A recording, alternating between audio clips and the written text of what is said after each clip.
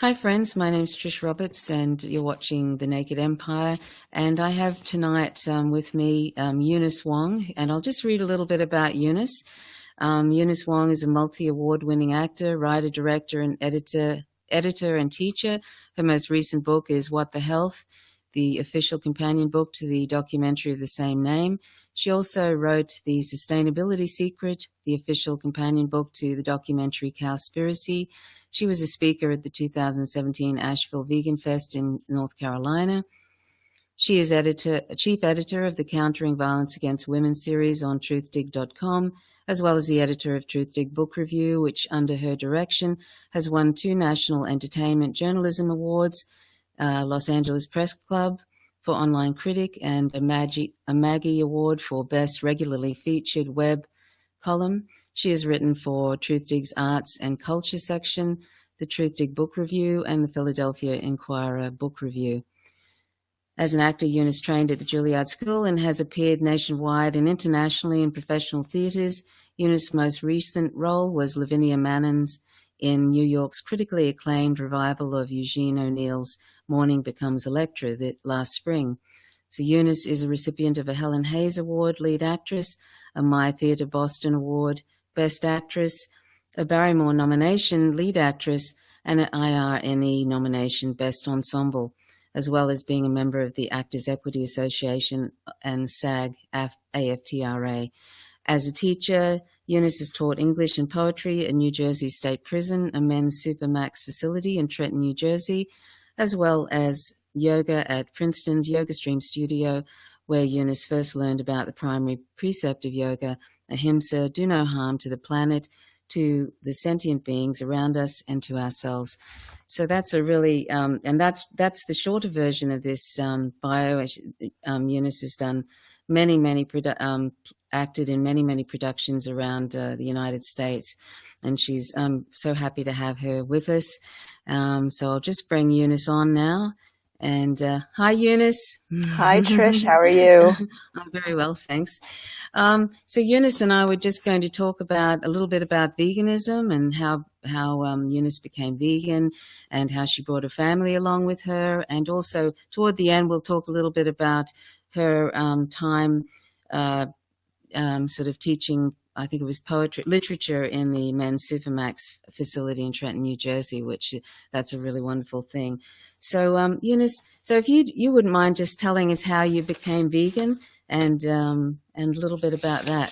Sure, yeah. So I was doing my yoga teacher training about 3 years ago. So I've only been vegan for coming up on 3 years, which to me feels like an absurdly short amount of time because I feel like I've been vegan forever, but I really haven't. So 3 years ago, I did my yoga teacher training, and it was at this fantastic studio, Yoga Stream in Princeton, where I teach. And the owner of the studio, Laura Hyman, has been vegan, I think, for, I don't remember how many years, like 15 years. And she, as well as teaching us anatomy and, stuff to be aware of in terms of injuries and stuff, did a unit on ahimsa, which is the very first principle of yoga. And there are traditional yogis who believe that those poses, the asanas, that's not true yoga, that unless you practice ahimsa, which roughly translated is nonviolence, then you're not truly practicing yoga. And Laura talked to us about the animals who are bred in factory farms. She showed us a couple of videos, nothing graphic. She showed us one very short film that had no violence in it whatsoever. It was 2 cows in one of those chutes in a slaughterhouse and then a door. Yes. Right. And you could hear sounds coming from behind the door, and then you would see the reactions of these 2 cows. And then one of the 2 cows was also prodded behind the door, and then the door closed. And you heard the screaming, and you saw this one cow who was left trying to turn around in the chute, but it was so narrow that she actually got wedged and she couldn't turn around. And the look on her face was appalling. And that was it. That was the whole video. There was nothing gory. There was nothing graphic. Oh. And Oh, wow, that makes me feel sick. I know. Awful. Yeah. And I thought about it for a long time. And the next week we were doing a practice. And I don't know if you're familiar with yoga, but for me, there's something about the physical movement that opens up all kinds of emotional responses. And at the end in Shavasana, when you're lying on your back in the final resting pose, corpse pose, Laura was talking about speaking up for people and animals. Well, she said beings who don't have a voice. And at the time I was also teaching at the prison. Yes. And so these images came into my head, both of my students who don't have a voice, who are locked away. And of course, these animals that the videos we had been seeing. And I was so overwhelmed emotionally. And I don't know what happened. I started sobbing on my mat. And I feel like that was the major emotional turning point for me.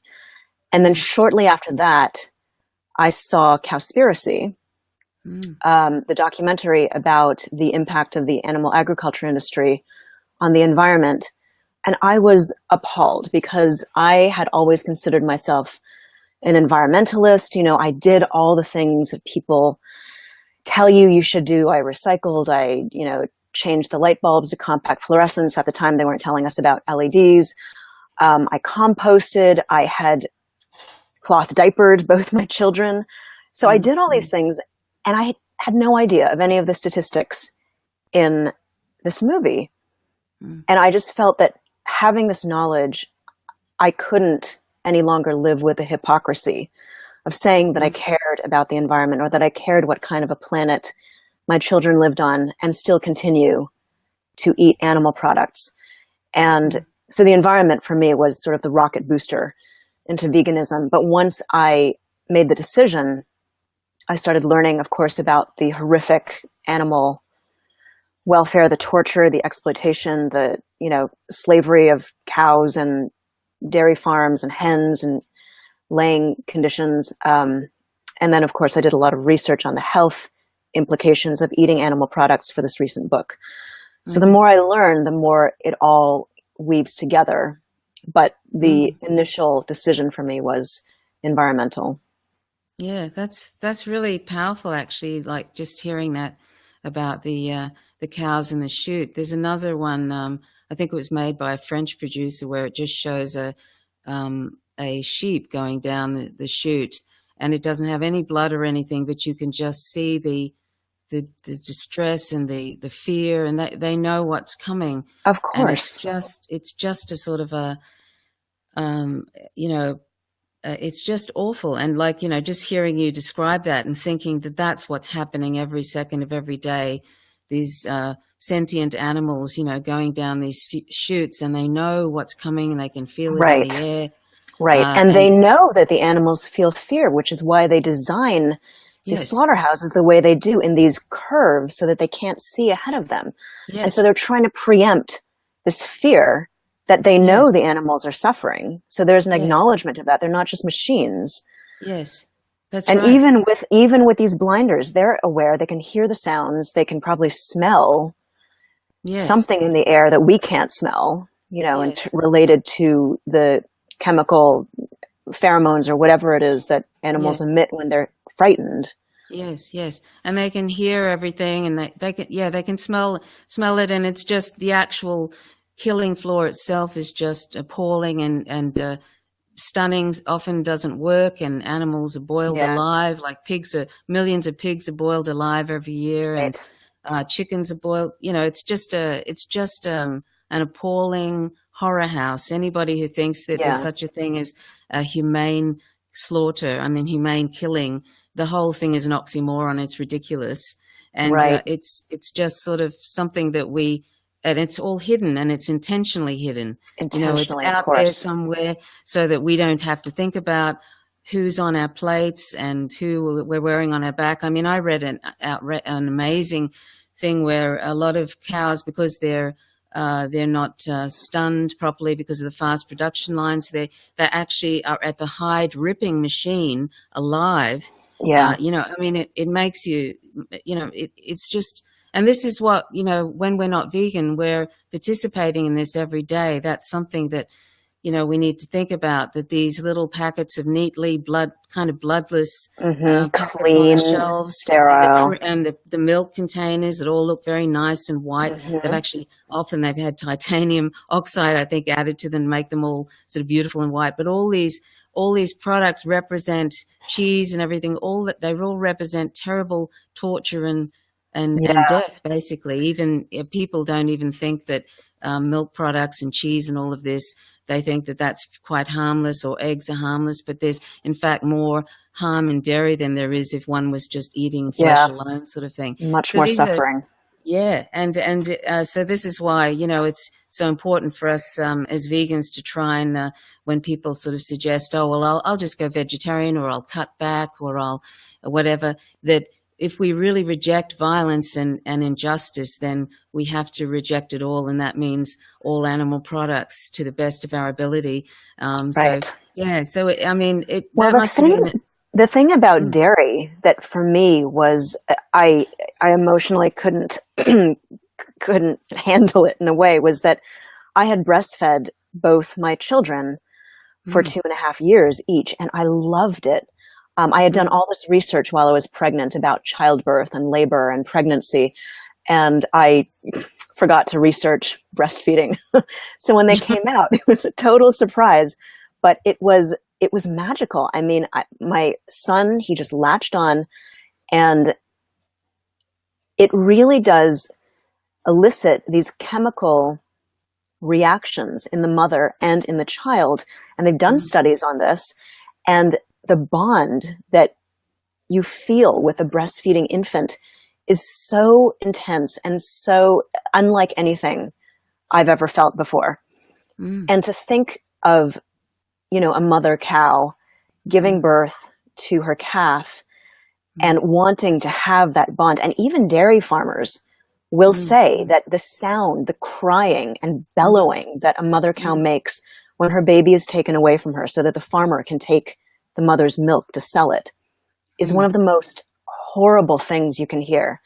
Yes. And just to think, you know, if someone were to take my child away, my baby away, while I was breastfeeding them, is, I mean, I could start to cry right now thinking about it. Yes. And we have these human ethics where you are not supposed to do to another human what you would not want done to yourself. And yet our society is inundated with these horrible things that we do to these animals. And as the dairy farmers will say, these mother cows suffer. They pace in the area where they last saw their calf. They won't leave it. They won't eat. Other cows will come and they appear to be comforting her. I mean, it's very clear that they're suffering. And it happens over and over again in their lives. Their babies are taken away and their milk is stolen. That's right. And there's a particular sound too that mothers make when they're and when they're actually taken from the mothers.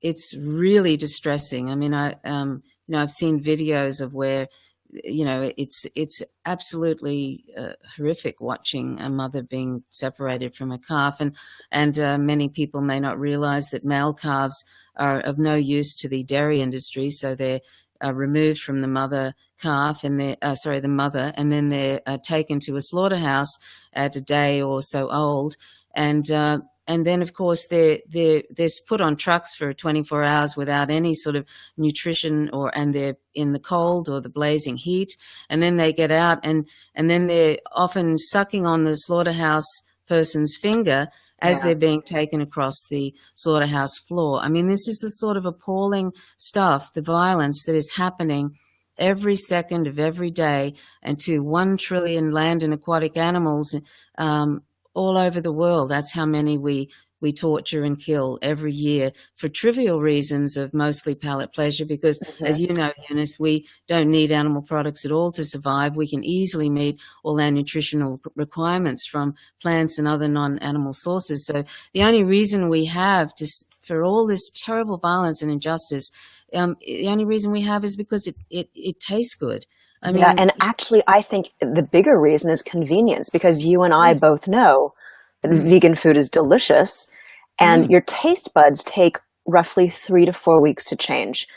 mm, So if you were to adopt a vegan diet, it might taste very strange at first, but if you were to stick with it just for a couple of weeks, the mm, taste buds do change, they regenerate. And mm, then other things begin to taste delicious. I mean, I had never really tasted a grapefruit until 2 months after I became vegan. I mean, it was mm, like, it just used to taste sour before. I wasn't crazy about them. And then mm, one day I tasted a grapefruit after I became vegan, and it was so rich, so complex, the taste. mm, And so mm, I don't really think it's about palate pleasure, because there's mm, just as much palate pleasure to be gotten from mm, vegan food. It's really about convenience, because our world, our societies are set up in such a way that you can grab a burger here, you can get a roast chicken here. You don't yes. have to think Mm, about it. They're available everywhere. You go to the grocery store, everything is filled with animal products. Whereas mm, if you want to eat consciously, mm, then you might have to think a little bit about where you're going to get um, these vegan products that aren't maybe carried in your local grocery store. So mm, it's really convenience. It's not, mm, mm, I don't think it's about palate pleasure yes. or anything like that. You know, it's about Mm, the way society is set up and how mm, difficult it is for vegans to eat the way we want to. And mm, more, it's becoming less difficult, which yes, is yes. which is wonderful. It's becoming more and more mainstream. You're Mm, mm, finding soy milks, almond milks in mainstream grocery stores, tofu, mm, tempeh, mm. and you would And never have vegan seen that. cheeses. Yes, there's Exactly, vegan vegan cheeses, cheeses. and you can Yeah, even make your own. There's just so many options now, and the cuisines are incredible. Like, there's all sorts of different cuisines, and I've never eaten better in my life. And it's just, and I mean, there's gazillions of recipes online yeah, too. there Um, are. People More and ask me more. the best source for vegan recipes, and I just say the internet. Just put vegan, type in vegan, and then whatever it is you want to make. Or you could type Mm, best vegan, whatever it is you want to yes, make. yes, yes. And then you come up with 5 different recipes, and you can Yeah. choose whichever one looks the most doable to you. Like, Mm. I'm not a cook by any means. I didn't know what a leek was 3 years ago. Um, so I'll look for the simplest recipes possible, and they've all been amazing. Yeah, yeah, I know it is. It's amazing because I never really, I wasn't, I was an okay cook. And then after a little while, I actually can make really great Indian curries now. And that I never really sort of bothered too much about. Just so many different things now I can make, and really, really yummy. And in fact, sometimes we go to some places, and I say, I think, and we both agree that mine are probably better, but I don't know. But Right. anyway, yeah, it's very, very, it's much, much easier than, say, even it was like when I became vegan in 2005. So many products, even if you want to buy stuff that's pre-made, there's products. I'm not really that into that, buying pre-made products, and it's also, the myth is that it's expensive to be vegan. It's expensive, but it's not. I mean, there are lots of countries that used to just have, legumes and grains and all of that, Right. and that was sort of, poorer people would eat that. And in fact, it's actually quite simple and fairly cheap, Yeah. Well, to what's eat vegan. expensive are the highly processed um, Yes. vegan alternatives to stuff Mm, like meat and cheese, and it's all stuff mm, you can live without. Um, sure. so fruits and vegetables, and like you said, grains, legumes, nuts, and seeds. Mm, mm, yeah. That's all you And really need. yeah, I mean, yeah, I've never eaten better, so I mean, it's really great. And so I was just going to ask you, how'd your family, how did they come along with you? So did you introduce that to them, or, I I did. mean, Yeah, my family was incredible. My husband Chris came with me to see Cowspiracy, and he was completely convinced by the documentary. mm, And then I was a little worried about our children, who were 3 and 6 at the time. And mm, I just instinctively thought, their favorite foods were what were they? It was mac and cheese and sausage pizza and hard-boiled eggs and yogurt, fish sticks. And I thought, what are they going to eat? Yeah. And it was funny. My 6-year-old actually got it pretty quickly. And my 3-year-old was resistant at first. And there's this great story. I call it the Dumpling Story. This was after I had decided I wanted to become vegan, and I was sort of trying to move my kids that way. And we were getting Chinese takeout, and it was sort of my first foray into Chinese takeout while vegan. And so my daughter wanted pork dumplings, which was her favorite. And I suggested vegetable dumplings, and she was not having it. And I thought, you know, it's so instinctive for kids to be empathetic to animals. You know, they watch these cartoon animals, they have their stuffed animals, they love seeing dogs and cats and any animal really. And I took a risk, and I told her, honey, there's a reason I don't want you to eat pork dumplings anymore. And it's because they're made with dead pigs. And I kept it really neutral, really, you know, non-graphic. I just sort of stated it. And she thought about it for a long time. And then after a very long pause, she said, I'll try the vegetable dumplings. And she loved them. So that was really easy. But for my kids, it was really about the animals. It was all about the compassion. Because they instinctively get that you don't kill or hurt animals if you don't need to. And we've been teaching them all their lives, and I hope most parents are teaching their kids, that you don't hurt and kill other living beings if you don't need to. I mean, it's in line with these precepts that we live with. It's just that at a certain point, adults kind of shunt the animals aside, and then you become sort of like a soft-headed individual if you care about the animals. It's a very bizarre shift that happens. And I remember when my son, who before we became vegan, he was maybe 3, and he was starting to realize that the stuff we were giving him called chicken might actually be a chicken. And he asked me about it. And I remember that moment. We weren't vegan, and I was doing all these like contortions in my head trying to justify it to him, saying it is chicken, and everyone eats it, and it's okay. And the only reason I could give him was that we needed to eat it to be healthy. So don't worry about the fact that it was a live bird. Just eat it. Oh, yeah. Yeah, right. You know, yeah. And isn't it funny, because isn't that amazing that actually, you know, on one hand, we're saying to children, you know, like, and reading lovely little stories about happy farms and all of this. And then we're saying, but just eat that. And you know what I mean? It's it's very disconnected. This sort of, you know, schizoid compartmentalization.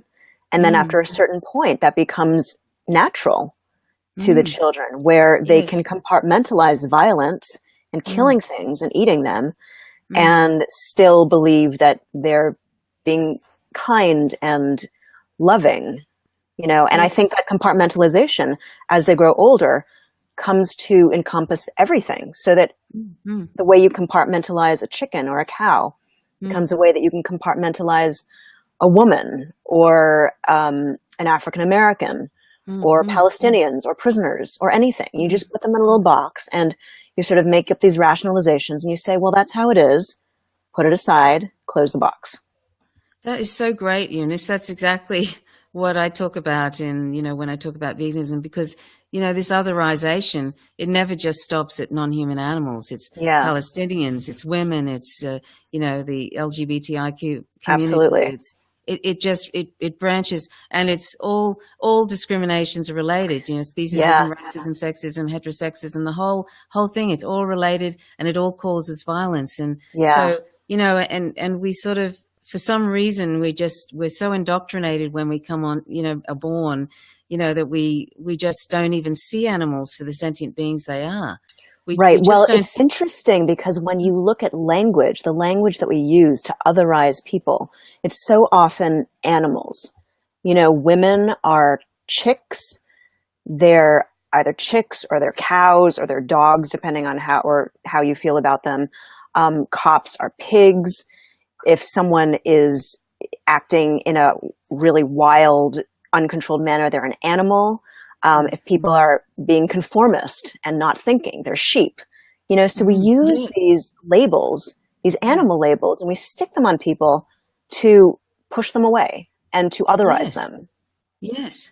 Yeah, it's so true. I mean, you even hear, in apartheid Israel situation, them referring to Palestinians as animals. Yeah, it's exactly. amazing how it sort of goes to that all the time. Right. It's amazing. And you hear all those different, the sheeple and this and that. And I often think that's so sad. It's like we just don't even see them. And then we're watching movies with, the Lion King or whatever, and they're all, these animals we're projecting our own traits onto. I mean, they're just sort of either, things we're projecting our own traits onto, or things that we're eating and wearing. And yet they're 99.99% of the planet's population, and the domesticated ones are certainly a huge part of that, the ones we bred into existence to eat, wear, and use. And yet they're, when you become vegan, it all starts to come into focus, that you start to see them, really see do. them. And then you think, holy, you're just going to think, oh my God, I've been sort of, what I've been doing for the last, the scary thing I found, one of the scariest things I found was that I'd been under this illusion for 43 years of my life, basically, because I didn't become vegan until I was 43, and I've been vegan 14 years now. Is it 14? Anyway, I've been vegan. I think it's 14. I just, it all sort of, when it came into focus, I was really, really shocked at how long I'd been in this kind of that I'd been duped in a way. Yeah. Like I'd been a sort of completely duped in a way, like I didn't even realize what I was doing. And that's kind of scary, that you can be indoctrinated that badly and that heavily and relentlessly that you can't even see what you're doing. You just go along with it. Yeah. I found that so scary that I've been going along with that for 43 years of my life, and that's why I find when people say that it is their choice to eat animal products, I think it's not your choice. You have no idea the kind of forces, the corporate forces, the governmental forces, the societal forces that are behind your, quote, choice to eat bacon or to eat cheese. You've been indoctrinated since you were an infant into believing that this is what you should eat. And you're making this, quote, choice along those lines. And it's not a choice at all. You're not thinking critically. You're not examining the facts that are available now everywhere on the internet, in books and movies and documentaries. And you're just going along with what you've been told all your life, just blindly following the crowd. Yeah, exactly. And once you realize that, you can really see how certain other forms of discrimination, if they're really, really pushed and you just get born into it, and everyone's like that, everyone has that otherization of that particular group, you can really see how that can just seem like breathing, like normal, sort of thing. Yeah. But I mean, and we could probably talk a little bit about the documentary, What the Health, and also the companion book that you've written, What the Health. And you mentioned that it's not just the ethics of what we're feeding to children, and also the health, the different cancer industries and all of this. If you could just sort of explain how you got involved with What the Health, and what were some of the most startling kind of things that you found there? Oh, wow. Well, it's kind of a funny story how I got involved with Kip and Keegan, who are the filmmakers who made What the Health and Cowspiracy. So after Chris and I saw Cowspiracy, he wrote a column on it for Truth Dig, where he has a weekly column. And he interviewed Kip and Keegan on the phone and, wrote it up. And when Keith and Keegan were looking for a writer to write the companion book to Cowspiracy, they were working with a publisher, and their publisher found this column that Chris had written and called him up and asked him if he wanted to write it. And he said, no, I write my own books. But he also, his issue is what he's been talking about for years. It's the corporate state. It's the military industrial complex. It's the prison industrial complex. And he sees the reasons for being vegan, but that's not really his issue. So he doesn't know that much about it. Whereas I, since seeing Cowspiracy, was like tearing through all this literature and information on the food industrial complex. And so he said to them, I don't really know that much about it, but you should really talk to my wife. So they did. And I ended up ghostwriting their book, The Sustainability Secret, which was based on Cowspiracy. But just like What the Health, the book, it goes into far more research, far more information and interviews. And then that just naturally led into my working with them for What the Health. So that's how it all came about. In terms of stuff that really struck me in doing research for the book, there were a ton of things. Like what I mentioned, the government and the corporate machinations behind getting people to eat animal products. They talk about this in the film as well. There's something called checkoff programs that are run by the federal US government, and they are marketing campaigns to advertise for specific food products. So you have a checkoff program for beef, you have a checkoff program for dairy. And how it works is that all the manufacturers of these specific foods are taxed a certain amount. I don't know what it is. Say it's like $1 for a gallon of milk. So all this money gets put into a fund, which is overseen by the USDA, the Department of Agriculture. And the USDA administers it and creates these marketing campaigns, which everyone in the United States has seen. It's like the incredible edible egg. It's milk. It does a body good. Beef, it's what's for dinner. Pork, the other white meat. And you see these campaigns everywhere. They're on the internet. They're on the subway. They're in print ads. They're on the television. And they get into people's subconscious. And they're just constantly in the forefront of what you see. So the reason that the USDA does this is that these animal agriculture industries contribute millions of dollars in lobbying money towards the government. So just towards Congress alone, the animal agriculture industries spend about $138 million a year. And so the government wants to keep these industries flush. So it's like this two-way street of making sure that the public continues to eat these foods, which mounds of scientific literature has shown are killing us and creating these chronic diseases that we suffer from. And so these two entities, the corporations and the government, are benefiting tremendously from it. And the ones who are paying for it with their lives, sometimes literally, is the American public. So I was astounded by these checkoff programs. Yeah, that is amazing. Yeah, and I was also amazed to learn that we are all constantly growing tumors in our bodies. I had no idea and was sort of appalled to find that out. But if you look at autopsies of accidental death victims, I don't remember the exact statistics now, but if you look at a certain age group of, say, women from, I think it's like the age of 35 and up, many of them died, like say in car accidents, with undiagnosed breast cancer, except that it was so small, they didn't know they had it. And so we're constantly creating these tumors. And the question as to whether it remains a little, pinhead that is abolished by our body's immune system or grows into a grapefruit-sized lump that will kill you has so much to do with what you feed your body.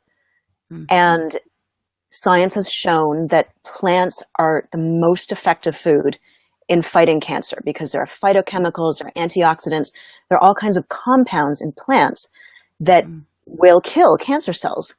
And the foods that will make cancer cells grow are animal products, because they're full of hormones. You take dairy, which is a growth fluid. It's meant to grow a baby cow into a great big cow. And these are growth hormones that are present in the most pristine, organic, local milk from the happiest of cows. You could have them in for, have them sleep inside your house. They still have these growth hormones.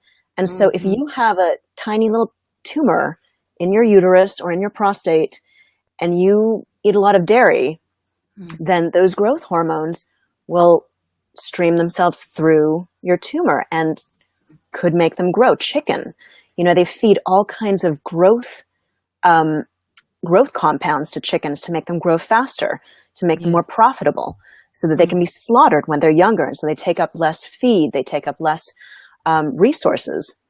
And you're eating these growth elements, and they're coming into your body and making things grow that you probably don't want to grow. Other things like Kaiser Permanente, which is one of America's largest nonprofit health plans, began advocating in 2013 for its 17,000 doctors to aggressively tell their patients to start eating plant-based. This is an enormous health plan. And the reason they're doing that is because they want the people they cover to be healthy. They're an insurance company. So if the people they cover are healthy, if the people they cover are healthy, that's good for their business. And so when people say, oh, you're just biased, you want people to become vegan for the planet or for the animals, it's like, well, look at these facts. You have this massive insurance company urging its doctors to tell their patients to be vegan because they want to save money. It's not altruistic on their part. It's all money, it's all market-based, but they're following the science, and that's what the science says. Yeah, there's big pharma that don't want people to be healthy. Because pharmaceuticals are in direct competition with a healthy diet. Because if you're healthy, you don't need their products. Yes. Didn't a doctor try and get in some sort of nutrition nutrition training for doctors in the Yes, Congress? that was Dr. John McDougall. He tried to get a bill passed in California to mandate nutrition training for doctors in their continuing education credits. And I believe his bill started out, he proposed 12 hours every 4 years for practicing physicians, just to stay abreast of what is the science that's going on in nutrition research. And the most opposition he faced was from the standard medical groups in the state. And they kept saying it's a slippery slope. You can't mandate this kind of education. Doctors should take care of it themselves. And the bill kept getting cut. So it started out 12 hours. And then I think it went down to 7 hours. And the medical groups were still not happy. They were saying 7 hours, that's a lot of time to spend on one topic. And then it got cut down to 0 hours. And so the bill essentially said, you may go ahead and get nutritional training if you want. And that's when they passed the bill, when it was down to 0 hours. Isn't that amazing? That really gives a good idea of who's funding, who's lobbying those people. Right. I mean, 0 hours, even like 7 or 12 hours is really nothing. Nothing. I mean, it's just nothing at all. Yeah. And when I go to the doctors here, I mean, I used to see little posters for dairy, to get calcium from dairy. And it's like so backward. I can't even take any nutritionalist seriously if they are in any way promoting animal products. Well, sure. And the problem is that doctors aren't given any nutritional training, hardly any at all. And yet people have this impression that doctors are a good source of nutrition information and advice. Mm. And so they go to these doctors who don't know really, most of them, any more Mm. than the rest of us. And Mm. they've been fed the same indoctrination about how animal products are necessary for protein, for calcium, for Mm. whatever. And they will tell this Yes. to their patients. And they think, oh, well, the doctor told me I've got to eat my cheese. I've got to eat my fish, Mm. to Mm. keep my Mm. heart healthy. Yeah. Yeah. And, like it was interesting. I heard that tumors are often ferrotoxic. They actually take in animal The iron, iron. yes. Oh, that Yes. was the other fascinating Yes. thing that I didn't Mm. know before I did this Mm. book, that there Mm. is a huge difference between animal sourced iron and plant sourced iron. So they're called Mm. heme and non-heme, Mm. deriving from hemoglobin. So animals bleed, so they have Mm. heme iron. Plants Mm. don't have blood, so they have non-heme iron. Mm. And what's really fascinating is that the human body can regulate the amount of non-heme plant-based iron Mm. that we eat. So say we have enough iron in our bodies and we don't need any more, but we're eating plants that have iron in them. We can actually, it's like a thermostat. Our bodies can dial down the absorption if we don't need it, because you eat too much iron, it's a pro-oxidant and leads to all kinds of DNA mutations and cancer. But we And can't do that. Alzheimer's. Yes, all kinds of Apparently, it's conditions. sort of, they've linked that to, I think, yeah. Yeah, Mm. but with animal-based iron, we can't do that. So we just keep absorbing and absorbing and absorbing. And Mm. scientists can actually tell, looking at a cancerous tumor, how much animal iron the patient had eaten. So I think it's so fascinating that our bodies are able to do this with plant iron and yet not with animal iron, Yes. which I'm convinced that our bodies are physiologically supposed to be herbivores. And there's Yes. all kinds of evidence to support that, from the structure Yes. of our jaws, the length of Mm. our gastrointestinal tracts, the enzymes in our saliva, and this ability to dial up or down the plant iron absorption. Yeah, so Yes, that the was really long interesting to me. intestines, and even like a recent report suggested that Neanderthals were actually mostly eating plant-based. There's always these kind of people saying, earlier humans were eating lots and lots of animal products. That's not the case at all. It's not the case, and it's ridiculous, because mm, we weren't efficient enough as hunters to no, eat all that animal mm, product, and mm, they didn't have any refrigerators or freezers. So if you yes, killed an animal, you had to section it up, give it mm, away, otherwise it would mm, rot. And that's the mm, other thing. mm, Human beings can't mm, eat rotting meat like carnivores can. yes, You have a yes, lion who can kill a antelope and mm, eat 100 pounds of meat, and then come mm, back the next day and eat the rest of the rotting carcass. We can't do yes, that. We yes, would yes, we would get ill. yes, yes. That's another major It's difference between herbivores and carnivores. Yeah, really. I found it interesting. I remember because I often get watch the how not. I often watch the nutritionfacts.org, the little videos Mm, that come out, with Dr. the Michael 2 minute Greger. videos. Yeah. Yeah, Dr. Grieger. And I found it interesting when I heard that diabetes actually, it's not really sugar and all that we're led Yes. to believe. It's actually sort of it's It's an fat, insulin sensitivity particles of based. fat Yeah, caught buildup in of the fat muscle inside cells. the muscle Yeah. cells. Right, which I mean, makes, and yeah. yeah, sorry, go on. No. Yes, and, So the fat acts like it's Dr. Barnard, I think, who has this fabulous analogy. He talks about a key in a lock, and your key works to open the door. But if there's gum in the lock, then your key doesn't work anymore and you can't open the door. So the key is the insulin. And then you have the insulin receptor, which is the lock, and the fat, the saturated fat from animal products gums up this lock so that your insulin key can't open it anymore. You can't open the muscle cell so that the sugar can go into the cell, so it remains in the bloodstream and builds up your blood sugar levels. And I don't know anyone who knows that. I mean, it's all about sugar. It's all about, you don't eat too yes, much sugar if you're diabetic. It's not about the sugar. It's no, about the fat, and specifically the animal fat, because that's the yes, kind that will gum up your lock. yes.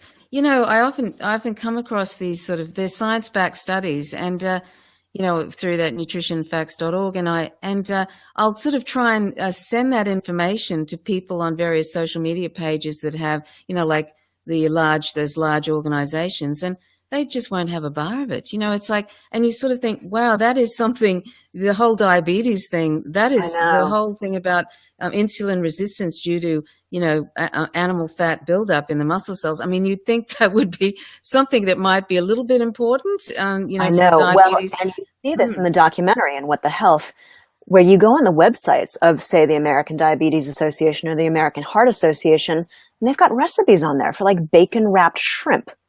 Yeah. It's like, what? What? I know. It's like, because it's really about maintaining. I think their true goal is not cure or prevention. It's about maintaining and managing your symptoms with the disease, because in order to manage your symptoms, you need all kinds of pharmaceuticals. You need all kinds of procedures. And these are big money-making operations and pharmaceuticals, and they don't want that to stop. No, if someone was cured or prevented from having diabetes or heart disease, then the funding would stop. Yes, that's right. And they're all sort of a little bit in cahoots with one another, the pharmaceuticals and all of that. They don't really want people to get healthy. Yeah, and that's exactly what the documentary and the book are about. It's all about this net that is being woven that people are unaware of, that really actively is designed to keep people unhealthy, chronically ill, requiring their medications. There's this horrible joke in the pharmaceutical industry that there are two major disasters that can happen when you do a clinical trial. One is if you kill people. The second disaster is if you cure them. Because in either case, whether they're dead or they're cured, they're not going to buy your drug anymore. And you don't want that to happen. You want compliance, and that's industry lingo. Compliance means when someone is on a drug for the rest of their lives. And they want compliance. Yes, they're not interested in seeing, and also a lot of these industries, they're all their wages are being paid, and they don't really want to see the I mean, I'm generalizing here, but there's a lot of investment in it not coming to an end, because they can continue on with their career. And I mean, I have to laugh when I see, I think it's so sad when I see these egg containers wrapped in sort of pink, the whole pink ribbon sort of thing. Oh my God, the yogurt containers with the pink ribbons. It's ridiculous. I know. And it's like, I mean, wasn't it, I think it was eat one egg. It's like the equivalent of smoking 5 cigarettes or something. It was something like that. And I mean, it's, and to put anything pink around dairy products, when I remember reading this specialist who said there's no way she would ever touch dairy again, because for, the whole breast cancer thing and feeding, it feeds the, and encourages the tumor. I think the growth hormone, isn't it? I think, and IGF-1. And so, imagine you've got all these pink wrapped dairy product and yogurt and all this sort of thing. And I sometimes I go around the supermarket and I just think it's a sort of an insanity in a way, It really is. And then to think, the dairy industry is just, the dairy and the egg industries are both systems of female reproductive slavery. And they slap these pink ribbons on, and women feel like, there's sort of this implication that they're female friendly. I don't know. It's like, and then you have these systems where these female animals are being exploited for their reproductive systems. It's insane. Yes. Something that I found, just going back to the Cowspiracy and the book the companion book you wrote with that, something that I found really, really frightening was the one, I think it's 1 acre every second of Amazon rainforest is cleared to make way for cow grazing and also for soy production to feed cows in these large feedlots. And I just thought that is sort of it's really hard to get your head around. 1 acre every second of Amazon rainforest, and how anybody, knowing that fact, even just that one fact, because, the Cowspiracy, the amount of, this is the documentary, the amount of information in there is just astonishing of how how disastrous animal product consumption is to, to climate change and to all these other things. But the 1 acre every second of Amazon rainforest, anybody who has any sort of claims that they are for, to protect free roaming animals or wildlife, as some people like to call them, there's millions of animals are killed and shot and poisoned and trapped every year to quote unquote protect livestock. And there's also all that, just what I said about the 1 acre every second of Amazon rainforest. Imagine all the animals in that forest that are being driven out or driven to extinction. All the species extinction, absolutely. Yes, and I think the figure is something like 90% of Amazon rainforest destruction is due to either clearing land for grazing or clearing land to grow feed crops. Yes. And I think the problem is that people it doesn't affect them directly, and they feel badly about the Amazon rainforest, but it's really not affecting their own lives, at least not yet. And so it's very easy for them to sort of think, oh, well, it's just a figure, an acre, whatever. It's a lot of land, I'm sure, but there's plenty of it. Oh, yes. There's plenty of it. There's plenty of oceans, despite the fact that scientists are telling us that if we keep fishing the way we do, we'll have fishless oceans by 2048. And yet people think it's unlimited. There's so many fish in the ocean. It doesn't matter, We'll just keep fishing. And they don't realize that for every pound of fish, there are like 4 pounds or something that bykill. Bycatch. Yes, the bycatch in quotes, that are just either thrown away or and these are all aquatic animals. The sharks, there's I think there was 70 million sharks killed, tortured and killed every year for because we eat aquatic animals. And people sort of go, you'll see animal organizations going, oh, save the sharks, bans shark fin soup, but they don't tell people to go vegan. And if people went vegan, we wouldn't have 70 million sharks being tortured and killed every year. I mean, it's sort of, there's so much, can be attributed to, if we just became vegan. First for non-human animals are, they're sentient beings and they have the right not to be used as things, and we have our health and the children who we're sort of literally in a way poisoning, by giving them animal products, and then they grow up. There'll be 1 in 3, I think, people will be diabetic in the United States by 2050. By 2050, if we're still around then. Exactly. And there's and then there's the 51% of greenhouse gases from animal agriculture, and people can quibble about the percentage, but if you look at check out Eunice's the companion book to Cowspiracy, The Sustainability Secret. That's the film. I mean, I started talking about when I became vegan, I was aware of the environmental impact in 2006, 2005, and I used to talk about that to green groups at the time. I'd sort of, I'd say I'd focus on the non-human animals, but I'd say, look at the, how much environmental, the climate change impact of our, eating and consuming animal products. And people just didn't want to know. And it's the same with the large animal the large green groups. It's inconvenient. It's all the same. I think it's all the same problem, which is that they receive money from groups that don't want this message to be getting out, and they don't want to alienate their member base, many of whom are not willing to change their lifestyles. And they're receiving money, again, from their member base.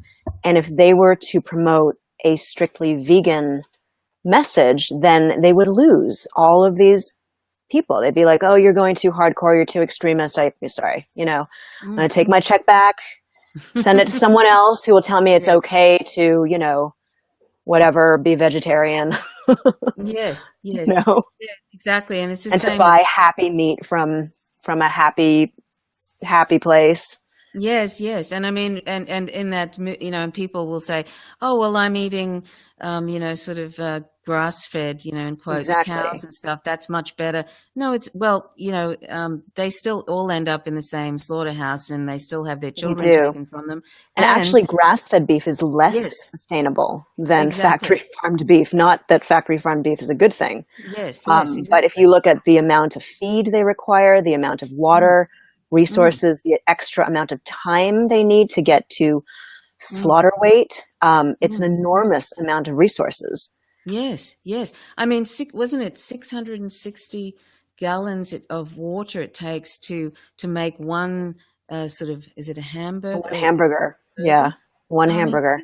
1,000 660. gallons of water to make 1 gallon of milk. Yes. I mean, Yeah, and if you're living in California where there was a drought, I don't know how the I drought is know. now, but I mean, it's sort of and that water in that I remember in that Cowspiracy movie they interviewed the water saving board, I think Hmm. it was. Yeah. And And they're like, they water your lawn less, yes, yes, take they fewer agreed. showers.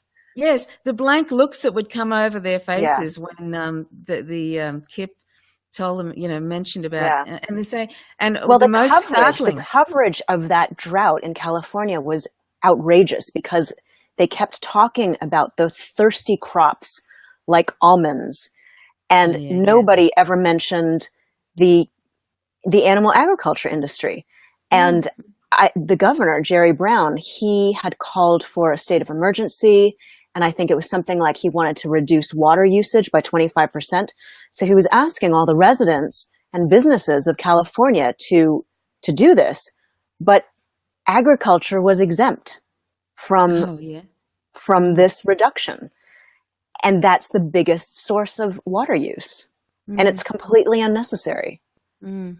It's so, I don't know, it does my head in sometimes with the absolute the illogical sort of things that are going on Hmm. today. And I don't know if you ever find yourself sort of like wanting to, when you see these kind of things going on, or that people are saying turn off your showers, only have 4-minute showers or something, and all of this. Right. And I think, oh, it's really, really, I don't know. Yeah, very Yeah. disturbing, very Yeah. disturbing. That I was sort of I urge people to go and see both those What the Health, the film, and get a hold of Eunice's book, What the Health, and also go and see Cowspiracy. I think actually What the Health is on Netflix It's at on the Netflix, and moment. so is Cowspiracy. Oh, it is? Oh, okay. Yeah. Hmm. Yeah. So both of those, and of course, and the most important, I always say to people, the most important reason to become vegan is, because non-human animals are sentient, and they have a right to live free from our exploitation, our torture, and our killing. And of course, but if you are vegan, you are saving, your the environment is the home to non-human animals and human animals, Yeah. and we're driving ourselves basically to extinction, and we're going to take Right. everybody with us. And Right. And it may be too I late, always say but that, there's this distinction between ethical veganism and environmental veganism. And I really think that environmental veganism is ethical because you're mm, talking about preserving life, the source of life itself. It's not about, preserving your favorite hiking trail or anything like that. mm, It's mm, really about mm, life, mm, life itself, our planet. This mm, is mm, it. mm, And so that is an ethical stance. mm, And mm, I mean, honestly, I have to admit that the health aspect of becoming vegan to me has always been the least compelling mm, because mm. it's self-interest based when you would get right down Yes. to it. Mm, Um, and I understand, people are concerned about their families, but when you take a moral stance, mm, whether it's for the animals or for the planet, then it becomes something that you really can't turn your back on. mm, If you're doing it for health, you're doing it because you want to lose 20 pounds or your skin to clear up, then it becomes easy to say, well, here's a little cheese sample. It's not going to hurt me. I'll just have that. mm, But mm. when you're doing it for an ethical commitment, it's a completely different thing. Yeah, that's right. And until we really start caring about all sentient beings, I mean, justice isn't exclusive. Until we start caring about all sentient beings, what we're not really fully living. That's what I feel. Like we're Yeah. living on this planet with other non-human animals, and they're so incredible. They're such incredible beings, and and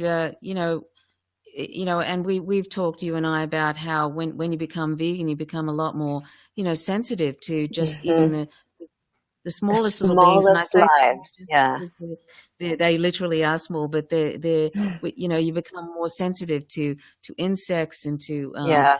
to little worms on the ground, and I it just found it so enriches your whole moving life. because I saw that happen with my children.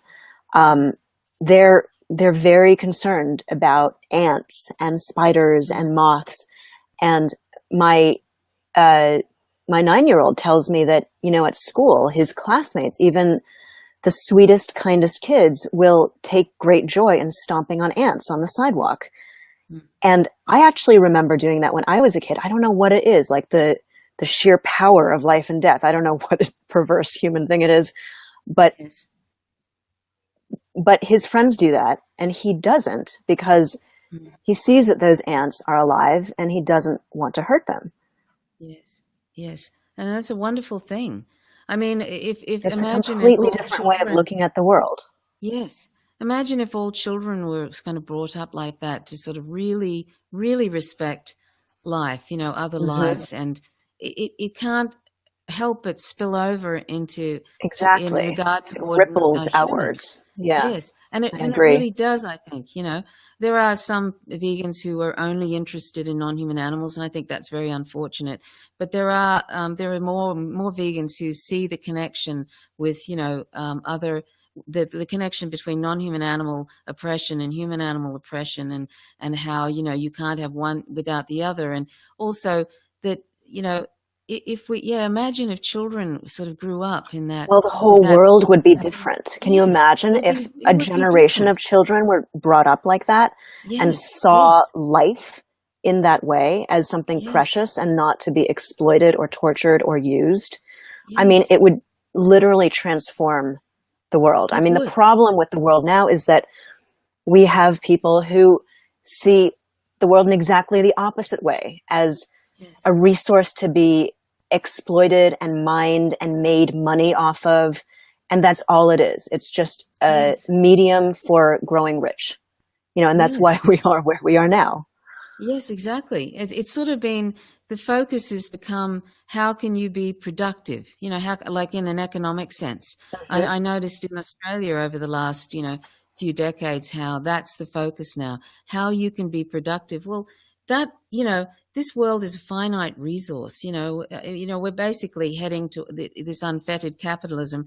We're basically going to use it all up. Well, that's an Exactly. And attitude. then throw it out, because Yes, that's what and we we're do. going We with it. use it up and then we throw it out.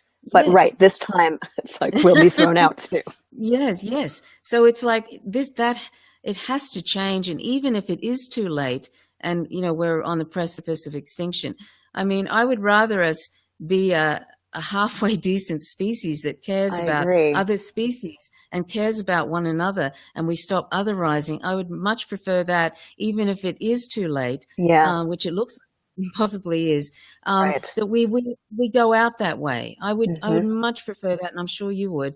And that starts with with children, and it's a tragedy that the children really, they kind of, when they see non-human animals, they just want to, most children just want Love to them. show love them, and if we just kept on going that way, I imagine how know. different I it would know. be. Yeah.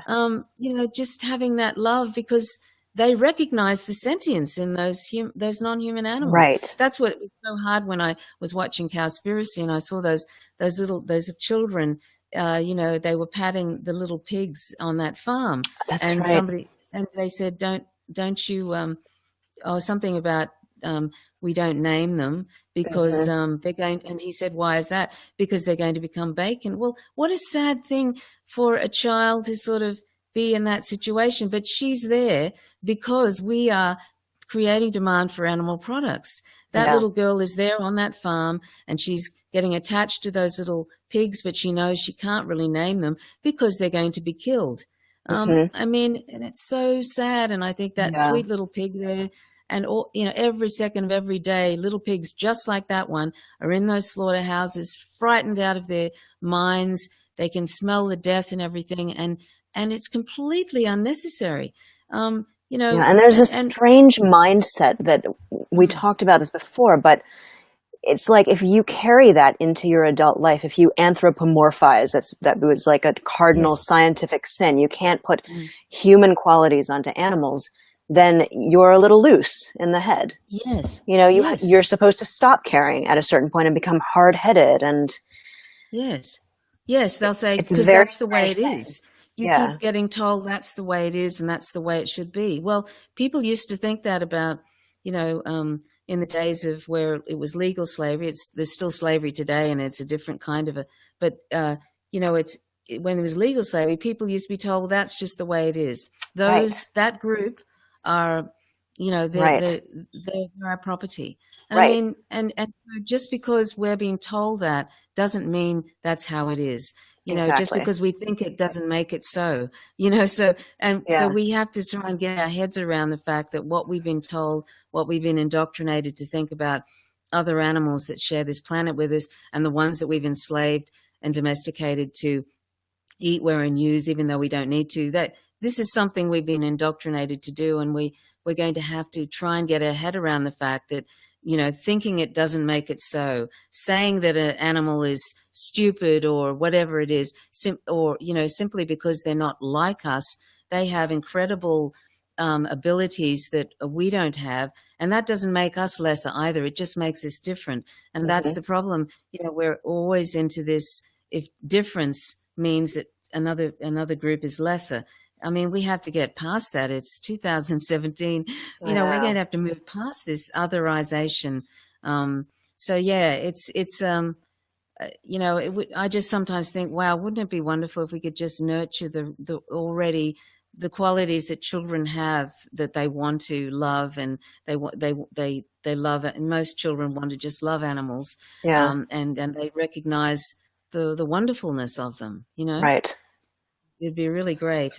But anyway, It'll be a different world. yeah, that would be, and that's why vegan education. I mean, you recognize that, trying to encourage people to go vegan. That's why it's so important that and that's why I try and spend as much time as I can talking about that, because we can see kind of what kind of world it could be, and also that how much violence there is, and if we claim to be against violence, and if we claim to be for justice, then the natural, like a first step, I really think, is to become vegan. So Yeah. I hope that anybody who's watching this will consider that.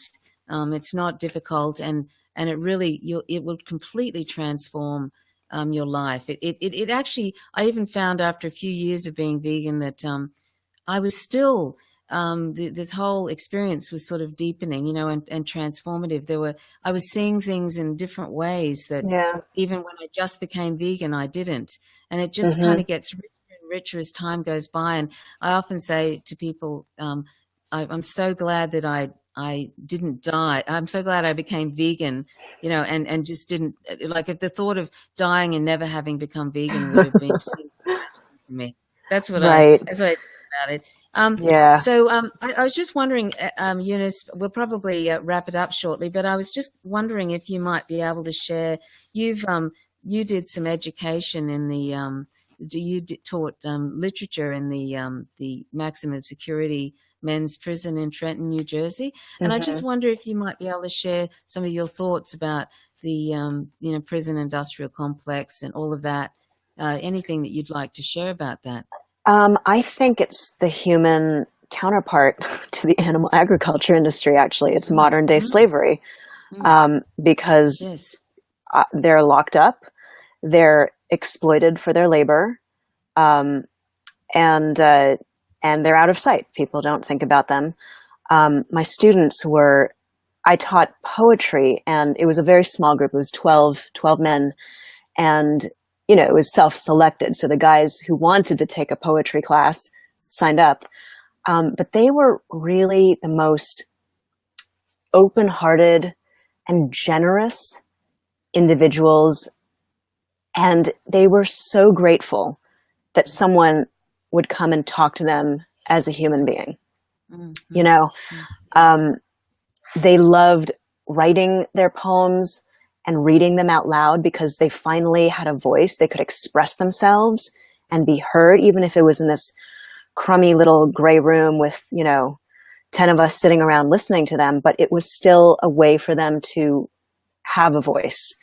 And their voice is taken away from them in the prison. Yeah. It's a world where the most arbitrary rules can be inflicted with impunity. Like if I, as a teacher, were to show up 5 minutes late, the guard could say, "You're 5 minutes late, class is canceled." And there's no rhyme or reason. There's no justification because they don't have to give any. They're in charge. They have the power, and that's it. But it was an incredible experience, and I really want to go back and do more teaching there. I was originally supposed to only teach, I think it was four weeks, and I ended up teaching 4 or 5 months because my students kept asking for more, and and they were so hungry. I mean, I taught everything to them from Shakespeare sonnets to Tupac and everything in between, Emily Dickinson and Asha Bandale and Amiri Baraka, and they loved all of it. Mary Oliver, I read them the poem that she wrote about humpbacks, which is one of my favorite poems. And the guys came back next week and said they'd been thinking about whales all week. And one of them saw a special on whales on the TV. And it was just a window, one of the very few windows that they have into the outside world. And it was a very, very moving experience. And those guys were in there, most of them, for basically life sentences. A lot of them were in for murder. Some of them were in for weapons possession. Some of them were in for kidnapping. So they weren't low-level crimes. So they were looking ahead at their lives, potentially the rest of their lives behind bars. And I think what was so moving, one of the things that was so moving was that literature and poetry became one of the only ways that they could have any kind of freedom, because they couldn't have physical freedom, but they could maybe have mental and emotional freedom, to read a poem about humpback whales and to envision that, to read a sonnet by Shakespeare and, be connected to language from hundreds of years ago became this new arena for them to explore because they had nothing else. And they truly wanted to learn. I mean, you see students, I live in Princeton, and you see these kids at Princeton who are there to build a career. They're there for the resume, and their next step is to get a high-paying job, and the next step is to get a big house. These guys, they're just learning because they love it, because it opens their worlds up in a way that they can't do in any other way. And that sort of pure love of learning was so beautiful. Yeah. Wow, that's really great. Because they've actually sort of set up, apart from it being like the new slavery and the disproportionate amount of black people in prisons, but it's like the new slavery with all the production of goods. That's right. Less than less than $1 a day or something. Yeah, and sometimes they get paid nothing. Sometimes they're paid like 5 cents an hour, something obscene. And the prisons will slap fines on them for anything, Yes. And then so they have these charges that accumulate, these bills basically, so that if they do ever get out of prison, they come out, owing thousands of dollars to the prison system. Because don't they charge for like footwear and all that sort of stuff? Yes, they have to buy their own sneakers. They have to buy things from commissary, toothpaste, whatever it is, stamps, batteries.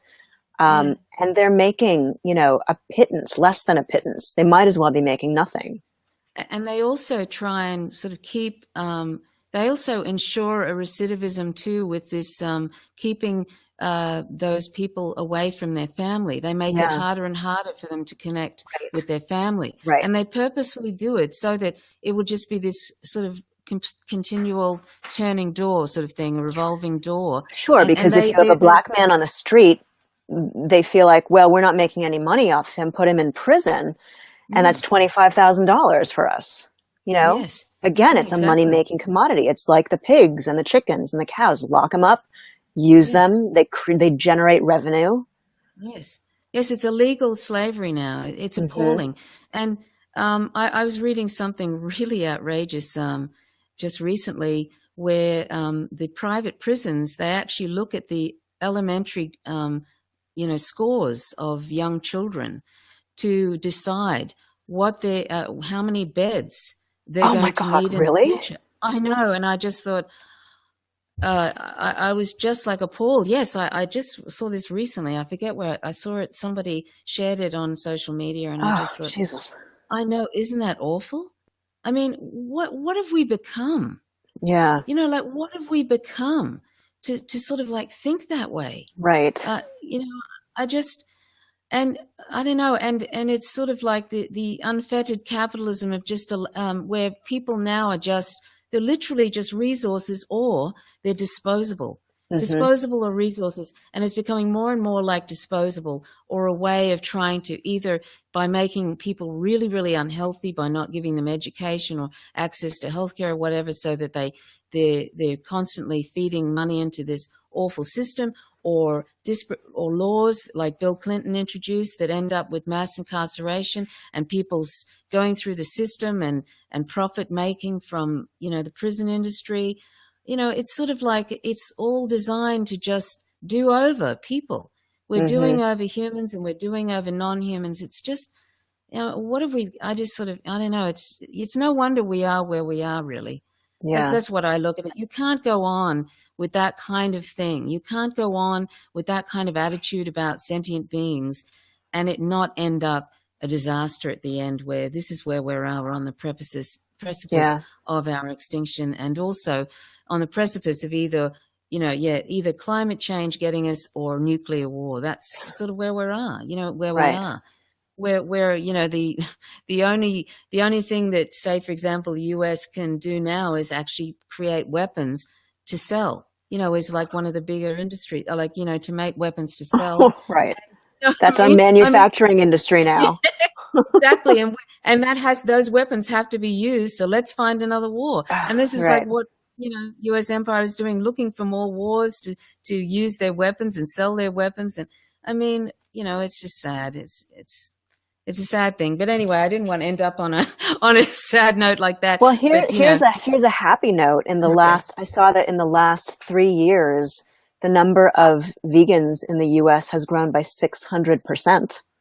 Oh, well, that is a happy. That is Yes, I happy. mean it's still a very small amount, but Yes, it's yes, exponential growth. that's And right. if Exponential growth. those vegans can talk to other people and start to get the word out, I feel like information is a massive hurdle. People don't Yes. have information. I just saw something on social media that said, if you're not vegan, you either lack information or you lack a conscience. And Right. unfortunately, a lot of people lack a conscience, but also a lot of Mm. people lack information. Yes, that's true. So Yeah, getting the that's true. information out is vital. Yes, that's true. And sometimes people, maybe it might take them 20 times to hear the same message, or even 100 times. And some people hear it and then that's it. It's Right. funny how some people react differently, and I don't sort of write people off when I sort of hear somebody they mightn't click the first time or even the 10th time, and I just sort of think, okay, the seeds are there, and then one day it pops up, like something happened to me when I was in 1980. 84, this woman she was vegetarian, and she said, asked her, I said, and she gave me a very strange response, but it made sense to me. She said, I asked her, oh, why do you eat why do you eat fish? Because I sort of thought, well, they're floating around, they're in the ocean, they're free. I had this silly idea that's okay, to kill them because they haven't been in a cage or whatever. And she said, and this is an odd response, but she said, because they're a mussel in the ocean, because I think what she meant to say was because they're alive and they're, in the ocean, and she doesn't want to, consume them. Of course, vegetarianism is not what I'm advocating at all, but I remember that very clearly when she said that. It really resonated with me, and I just remember that moment so clearly, and it never left me. And even though I've been on and off, I've been on and off vegetarian in my life, but I always remember that when she said that, and I think, all these little things actually help us eventually sometimes get to these moments where people say stuff. Eventually they resonate, and it all kind of comes together. And then, then you say, okay, enough of this. I've got to, if I reject violence, if I reject one sort of animal exploitation, I should reject them all, because it's all violence. It's all unjust. And so, yeah, everything kind of comes together at some point, doesn't it? I mean, when you watched Cowspiracy, and when you talked to your yoga teacher, and it all kind of just eventually it all came together. And it's like a veil is lifted from Well, and the one's prison eyes. too, that was part of it. That was the Cowspiracy, teaching in the prison, the ahimsa, looking at my kids, it was everything, and it became very clear to me that I just could not continue to do this. Anyway, it's been really lovely talking to you, Eunice. Well, it's been lovely talking to you, Trish. Is there anything else you would like to add to anything? Oh gosh, I don't think so. I think we covered a lot. Yes, we've been talking over an hour and a half, so almost an hour and a half. But anyway, it's been lovely chatting with you. And maybe if I don't know if you're doing another book in the future, but maybe we can have you back to talk about that, or if you're involved in something else like that, that would be great. Well, I'll let you know. And that'd be great. Okay, well, thanks so much for this, Eunice, and I hope that people will join me again next week. I'm talking to excuse me, I'm just going to go into my screen for a sec. I'm talking to Peter Cohen next Friday at 9:15 p.m. Eastern Daylight Savings Time, and Peter's going to be talking about his recent visit to Gaza, so that will be very interesting. And so I hope that you'll join us for that. So anyway, we'll just wrap it up here, Eunice, and thanks so much for watching, and thanks so much, Eunice, for joining. Thank you, Trish. Joining me. Take care. All right. Well, bye for now, everybody. Bye. Bye for now. Bye.